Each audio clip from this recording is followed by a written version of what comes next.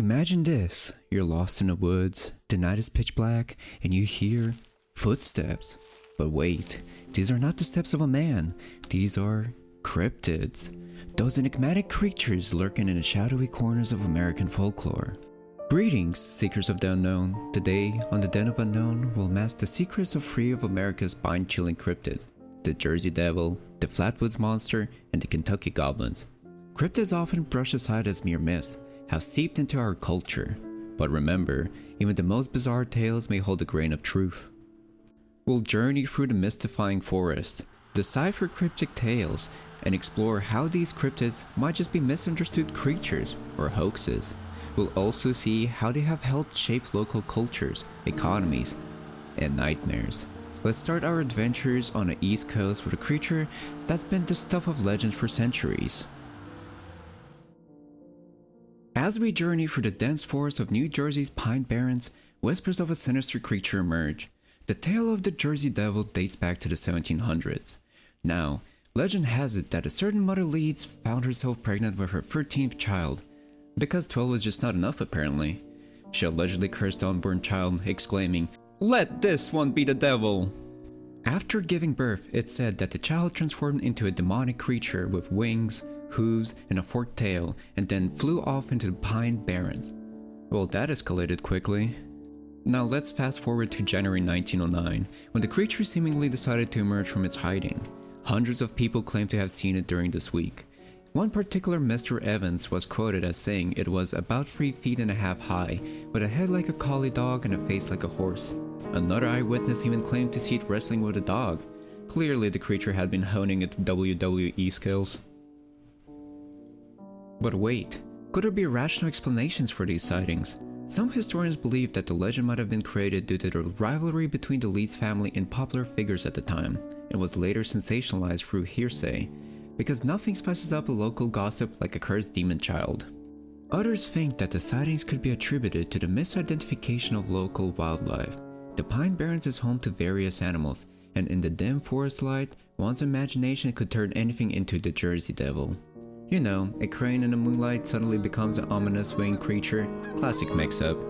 Another theory suggests that the legend is perpetuated for its tourism potential, as a tale that draws curiosity in visitors, which in turn can be pretty good for the local economy.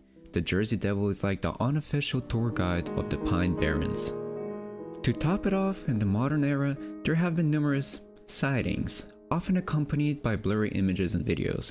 It's interesting how the Jersey Devil and many other cryptids seem to have the superpower to always be just out of focus. Coincidence? I think not. So, between the historical rivalries, misidentification of wildlife, and the benefits of tourism, the Jersey Devil's tale has endured through centuries. Is it a winged harbinger of doom, or just New Jersey's most elusive resident? The Pine Barrens keep their secrets well. As we make our way down to the sleepy town of Flatwoods, West Virginia, we find ourselves on September 12, 1952, a place and time when the world changed for a few local townsfolk. Or did it? Let's set the stage. It's a crisp evening when a group of children and adults became the unwitting stars of what would become the Flatwoods Monster legend. The group saw a bright object streak across the sky and crash into the hills. Obviously, the only logical course of action was to investigate. I mean, who needs caution? What they encountered was a towering, shadowy figure with a round face, and some say it had piercing red eyes. It hovered above the ground, ominous and terrifying. Kathleen May, one of the witnesses, was quoted as saying it was at least 10 feet tall with a bright red face and a green body. Nothing says "Welcome to West Virginia" like a giant hovering monster. Now, this tale has some holes, or maybe it's more hole than a tale. The Flatwoods Monster seemed like the love child of science fiction and mass hysteria. Let's dig into some plausible explanations. First off, could it have been an owl? The town wasn't in frenzy, and the power of suggestion might have turned a simple barn owl into a monstrous creature. Imagine the owl's surprise. Also, let's not forget that it was 1952, and Cold War paranoia was at its height. People were highly suspicious and anxious about anything that seemed otherworldly. Everyone had their binoculars out, just waiting to spot the first alien invasion. The Flatwoods Monster could very well have been born from that collective anxiety.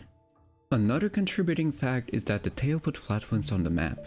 The town became famous overnight, and even today, the Flatwoods Monster draws visitors from around the country. There's an annual festival and everything. It's like their version of Mardi Gras, but with more red-eyed monsters and less jazz. The sightings in later years haven't been as compelling as the original. In fact, there's a suspicious lack of credible encounters. And once again, photos and videos tend to be just blurry enough to make out, well, nothing really. So, is the Flatwoods Monster a genuine extraterrestrial, or simply a misunderstood owl with a flair for dramatic entrances? We might never know. Ladies and gentlemen, fasten your seatbelts as we travel back to August 21, 1955. This night was not a typical tranquil evening on a humble family farm in Kentucky. Oh no. On this night, the Sutton family would be thrust into a twilight zone of terror and confusion. Or maybe, just maybe, they stumbled upon an alternative ornithology class. Let's dig in. The Sutton family, along with a friend, Billy Ray Taylor, were just minding their own business when, out of nowhere, little goblin-like creatures started harassing them from outside their farmhouse.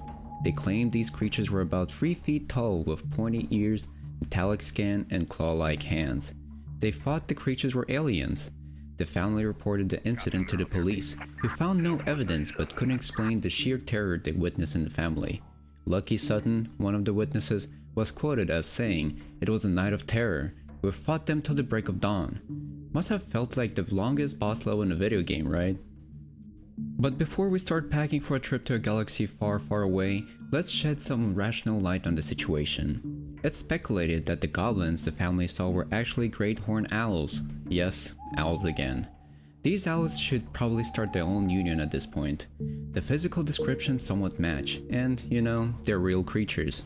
Another explanation is that the family was highly imaginative, and the story might have been exaggerated. It's important to remember that back in the 1950s, people were very much into the concept of aliens in outer space.